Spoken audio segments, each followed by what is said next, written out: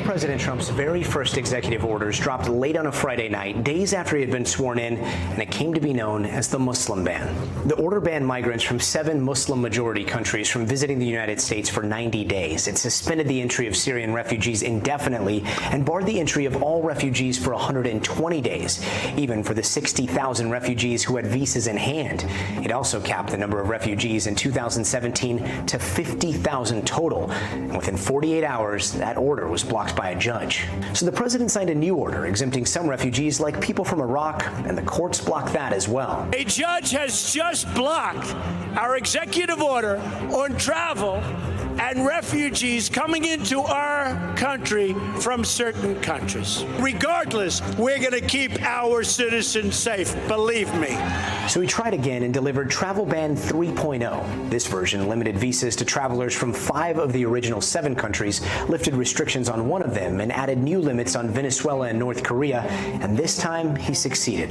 The decision says that President Trump wins. The Supreme Court has upheld the president's travel ban. Earlier this year, the administration added 6 more countries to the list. Even before the pandemic hit, the U.S. was well on its way to admitting fewer refugees than ever in 2020, and the, quote, travel ban is still in place, barring all people from these countries from obtaining immigrant visas.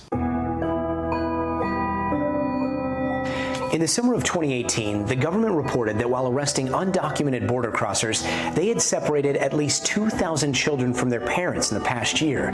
According to the ACLU, more than 200 of those children were under the age of 5. American citizens that are jailed do not take their children to jail with them. Non-citizens who cross our borders unlawfully between our ports of entry with children are no exception. Pictures from inside the detention centers showed cramped, crowded conditions. ProPublica obtained an audio recording smuggled out of one of the detention centers in which children are begging for their parents.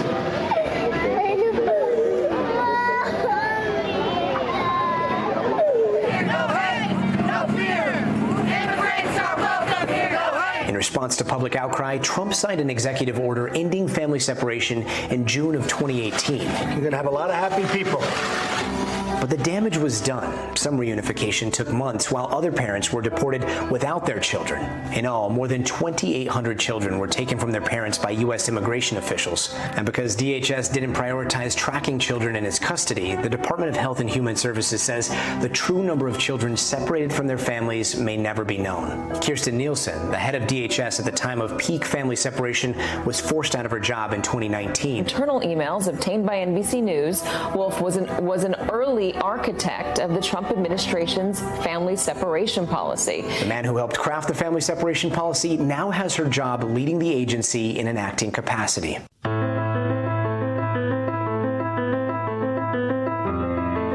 that wall. Build that wall. Build that wall.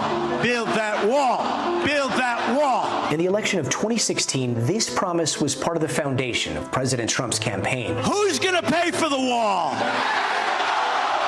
100%. By the way, 100%. But 4 years later, the portions of the wall that have been built have been paid for by Americans. In early 2019, President Trump demanded $5.7 billion from Congress in a spending bill the Democratic-led House refused to pass. That led to a 35-day government shutdown and 80,000 furloughed government workers. Pay the workers, furlough Trump! Pay the workers, furlough Trump! In the end, President Trump backed down, signing a spending bill without getting the wall fully funded. But the very next day, he declared a national emergency on the border. We're talking about an invasion of our country. He used the order to pull billions from the Pentagon to pay for border wall projects, while a number of groups sued to stop that transfer of funds and the wall's construction. In July, the Supreme Court sided with Trump, allowing the administration to spend the more than $6 billion on the project.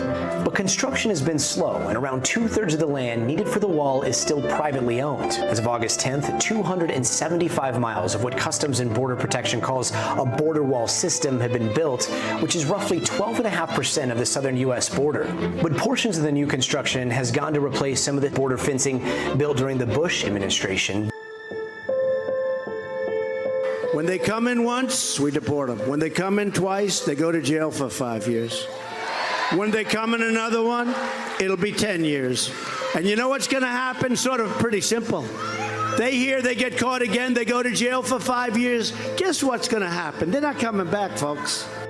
Trump talked a lot about deportations, and the impact of his rhetoric has been felt in communities around the country. They don't know if they're going to deport me or leave me here, so they're not sure what they're going to do with me. But on one important metric, the facts don't match the talk: deportations.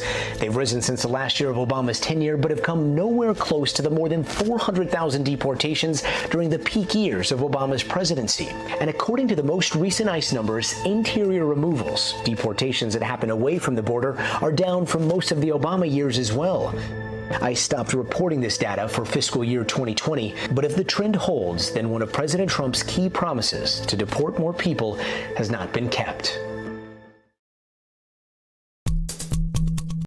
Hey, NBC News viewers, thanks for checking out our YouTube channel. Subscribe by clicking on that button down here, and click on any of the videos over here to watch the latest interviews, show highlights, and digital exclusives. Thanks for watching.